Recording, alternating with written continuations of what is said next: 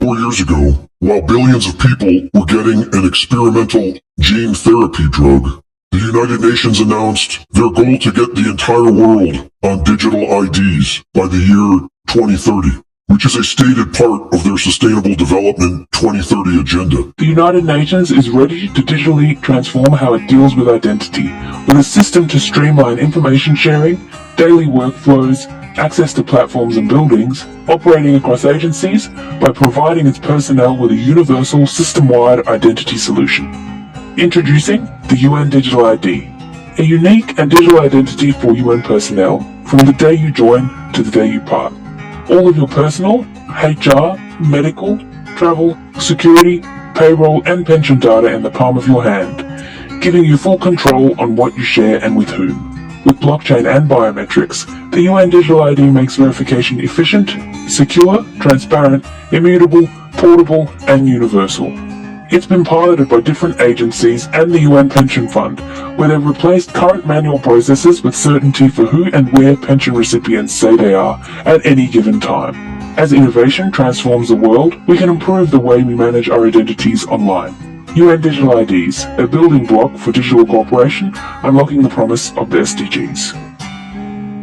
About 5 years before that, presidential candidate Donald Trump stated that this was also his goal. We will finally complete the biometric entry-exit visa tracking system, which we need desperately.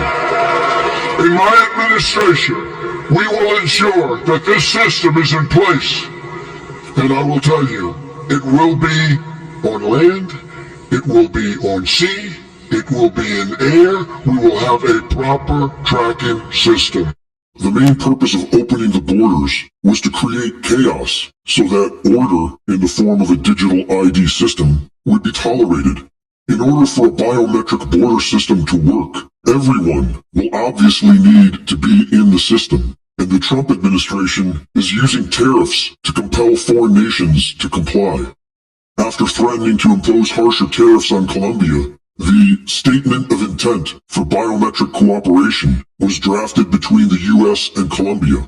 After returning from this trip, U.S. Secretary of Homeland Security Kristi Noem said that she met with Mexican President Sheinbaum about sharing biometric data in exchange for ending tariffs. Do you think the Mexican president, you talked to her, is doing enough to defeat the cartels down there? We talked extensively about that. I gave her some options of more she could do, and I asked her specifically to share biometric information with us, and she's willing to discuss that, even though that in her country would be a little bit controversial. But she's putting a good faith effort. But President Trump is clear. He doesn't want people to keep talking. He wants to see action. And she has an opportunity to do some things that I will give a report to the president on and see if we can deal with the tariff situation that may be facing her people. As a result of this, several laws went into effect last week in Mexico that will require the CURP, Mexico's 18-character version of the U.S. Social Security number, to include a QR code containing biometric data of both fingerprints and retinal scans. These new digital IDs will be monitored by the new Unified Identity Platform Agency, and biometric data will be shared with both Mexican and U.S. government agencies. The new biometric CURP will be legally required to purchase internet and mobile service, and changes to Mexico's telecommunications law will force internet service providers to share users' real-time geolocation data with Mexican authorities, allowing them the ability to shut down service and block digital platforms for failing to comply with regulatory provisions. Greg Reese reporting.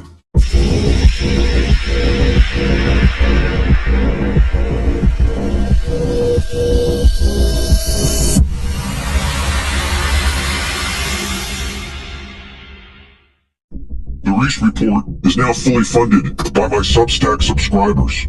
Subscribe today and support my work at gregreese.substack.com.